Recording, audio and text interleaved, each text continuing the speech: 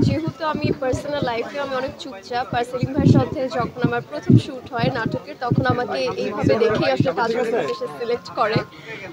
পাতা মুখ আর হচ্ছে প্লাস আমি অনেক চুপচাপ কাজল রেখার ক্যারেক্টারের সাথে মিলেছে, দ্যাটস ওয়াই আমাকে নেওয়া আসে। আর চোখে মুখে কথা বলে কিনা এটা আমি তো জানি না, মানে যতটুকু অভিনয় করেছি ওভাবেই করতে বলেছে আসলে। আর কাজলেখার পুরো ক্যারেক্টারটাই হচ্ছে অনেক চুপচাপ থাকে আর স্ট্রাগল যা ছোটবেলা থেকে বড়বেলা অবধি আপনারা তো দেখেছেনই। আর খুবই কথা কম বলে না পারতে নয়।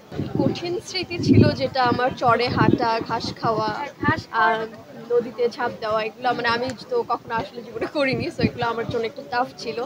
আর বেস্ট স্মৃতি যদি বলতে হয় তাহলে প্রতিদিনই আসলে বলা যেতে পারে মুখ একদমই কাটেনি। না না, ঘাস খেতে গিয়ে হচ্ছে আমাকে যারা দিয়েছিল ঘাসটা চিবিয়ে খাওয়ানোর জন্য, ওখানে প্রচুর পরিমাণে বালি ছিল, তো যখন আমি চিবিয়ে খাচ্ছিলাম আমি বালিও তার সাথে সাথে খাচ্ছিলাম, তো ওটার জন্য একটু কষ্ট হয়েছিল আমার। প্রচুর পরিমাণে ছিলাম আসলে, কারণ আমি যেহেতু সেলিম ভাইয়ের হাত ধরেই আমার চলচ্চিত্রে আসা, আর উনি যেই টাইপ যেই রকমের নাম করা ডিরেক্টর, আসলে তার সাথে কাজ করা, তাও ফিল্মে নাম ভূমিকা, এটা আমার জন্য আসলে খুবই প্রেশার ছিল।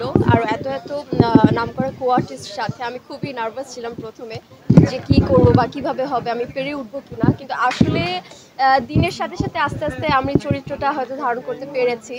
তো কাজল রেখা হয়ে উঠতে পেরেছে, এখন দর্শক পছন্দ করছে কাজল রেখাকে, তো খুব ভালো লাগে।